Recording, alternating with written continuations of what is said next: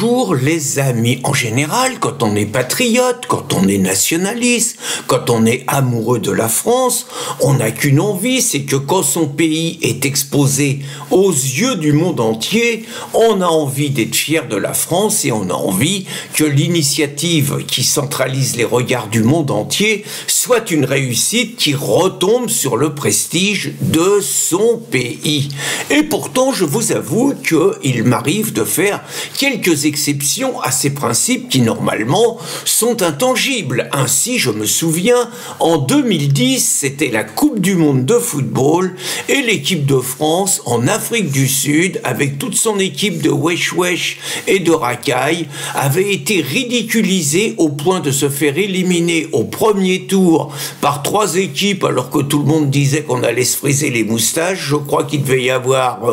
la Corée, je crois qu'il devait y avoir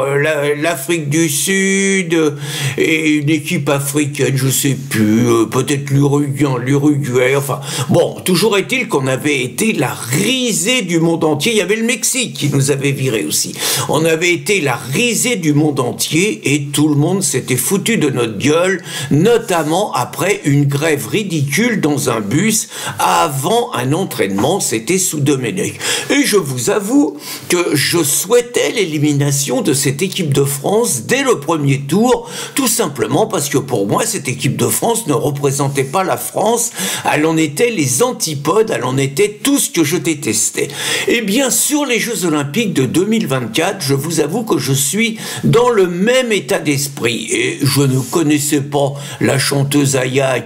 Nakamura, là, il y a quelques mois, je connaissais pas le rappeur Jules, mais je découvre tout simplement, sans la moindre surprise, qu'avec Macron, de toute façon, ça va être les Jeux Olympiques de la diversité, ça va être le plaisir de faire des pieds de nez aux Français, de leur imposer une vision de la France qui n'est absolument pas celle de la majorité, qu'on va être très très loin de l'esprit des cérémonies d'ouverture du rugby, qui avait naturellement révolté tous les gauchos collabos, style les Insoumis, qui voyaient celui de la France rance, de la France profonde, de la France blanche. Là, on n'aura pas ça du tout. Je crois savoir que la cérémonie d'ouverture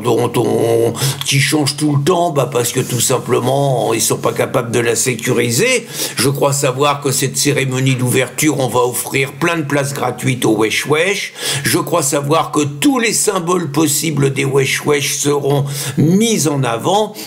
Et donc, quelque part, cette cérémonie, mais ces Jeux Olympiques et l'esprit qu'impose Macron seront un esprit qui sera un véritable camouflet pour la France et qui donc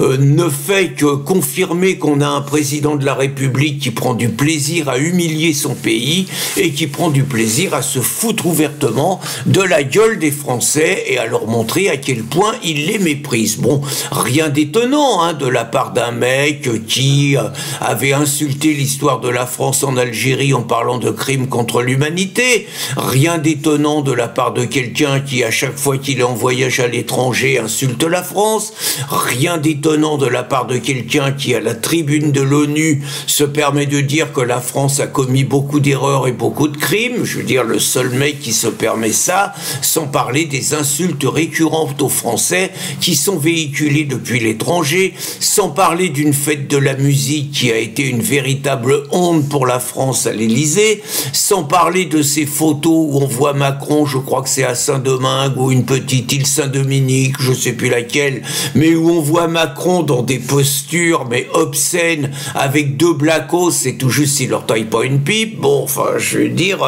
et sans parler de la scène en Afrique où Macron est complètement torché et où on sent que les Africains qu'il méprise ont pris du plaisir à mettre une biture au président de la République française, quoi. Je veux dire, voilà le mec qui nous représente, voilà le gars qui a du plaisir à inviter régulièrement Van der Leyen alors que c'est la France qui invite les Chinois, comme pour montrer que on est trop con et qu'on n'a plus d'autonomie, qu'on n'est plus capable de se faire face tout seul et qu'on est mis sous tutelle. Donc moi je suis exactement dans le même état d'esprit que celui qui était le mien en 2010 et encore plus sachant que ces Jeux Olympiques sont aussi ceux de la Dingo Hidalgo et ceux de Moussa Darmanin, le ministre de l'Intérieur qui dissout encore des associations patriotes quand il faut une paix royale aux racailles et aux islamos, qui eux terrorisent la France. Donc très franchement, j'ai envie que ce soit un fiasco, je ne le cache pas.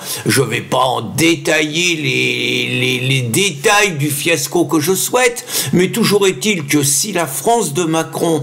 loupe absolument tout ce que doit réussir un pays qui accueille les Jeux Olympiques, si cela s'avère un fiasco, eh bien évidemment, je me réjouirai, là je franchis le pas, je me réjouirai que la France de Macron soit la risée du monde entier, tout simplement parce que la France de Macron n'est plus la France, mais incarne tout ce que je déteste, et je préfère le dire en toute franchise. Cela n'empêche pas que je serai capable d'apprécier des exploits de sportifs français, je ne regarderai pas parce que je n'ai pas la télé, mais je serai capable de les apprécier, je serai capable de les commenter, tout en souhaitant par ailleurs un fiasco de l'organisation Macron. Bonne journée les amis. Bonne journée les amis.